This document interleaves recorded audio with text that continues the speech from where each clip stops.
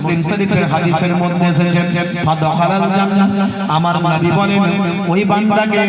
আমার আল্লাহ জান্নাতি করে দেবে জোরে হবে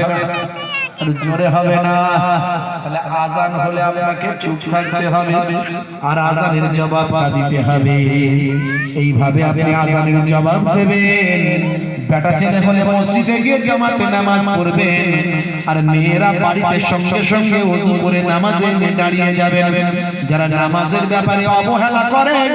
ফাওয়াইলুল লিল মুসাল্লিন ওই সমস্ত নামাজীরাও ধ্বংসপ্রাপ্ত হবে আমার আল্লাহ কোরআন মাজিদে বলেন যারা নামাজের ব্যাপারে অবহেলা করে যোহরের নামাজ আসরের শেষ সময় গিয়ে পড়ে আসরের ভয়াবহ ওয়াক্তের কাছাকাছি চলে যায় তখন পড়ে আসরের নামাজ মাগরিবের শেষ সময় মাগরিবের কাছাকাছি ওয়াক্ত সেই সময় পড়ে এইভাবে যারা নামাজে পরিমসি করে তাদের আমার আল্লাহ ভয়াবহ ধ্বংসপ্রাপ্ত করেছেন কোরআনে এ তরুণ যুবকেরা হে আমার বন্ধুরা শুনে রেখে দিন বাবা জেনে রেখে দেন হে মুসলমান তাহলে আপনাকে নামাজে দাঁড়াতে হবে আমার মায়েরা বোনেরা আপনাকে নামাজ পড়তে হবে তাহলে আযানের জবাবটা কেমন ভাবে দেবেন একটু বুঝে নিলেন হে মুয়াজ্জিন যখন আযান দেয় হে তরুণ যুবকেরা হাইয়া আলাস সালাহ বল অর্থাৎ নামাজের দিকে এসো আমার আল্লাহ এতে কামিয়াবি রেখেছেন এতে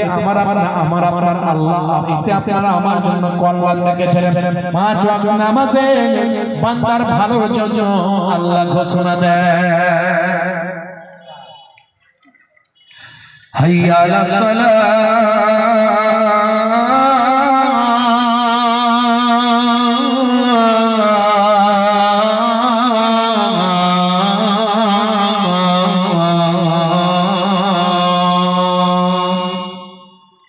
মানে কি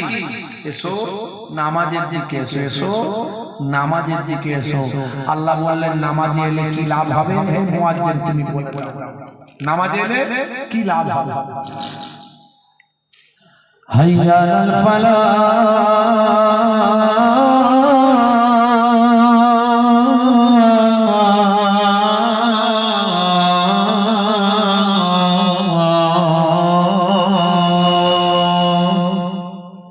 নামাজে এলে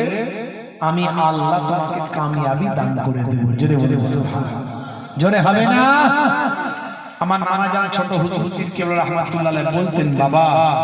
নামাজের বয়ান করতে গিয়ে বলতেন কি দিয়ে বোঝাও বাবা ঝোড়া আর কোদাল দিয়ে বোঝাবো হ্যাঁ ঝোড়া আর কোদাল দিয়ে বোঝাও বাবা আমার দাদা জান পীরনগরী হুজুর বলতেন বাবা পাঁচ ওয়াক্ত নামাজে সময় লাগে 12 মিনিট করে হিসাব করলে 1 ঘন্টা 1 ঘন্টা যদি তুমি নামাজে দাও আমার আল্লাহ তোমার 23 ঘন্টা সাকসেসফুল করে দেবে জোরে হবে না তাই আমাদের বললে হবে না কাজ আছে হুজুর কখন নামাজ পড়ব যোহরের সময় তো কাজ করি কাজ করব না নামাজ পড়ব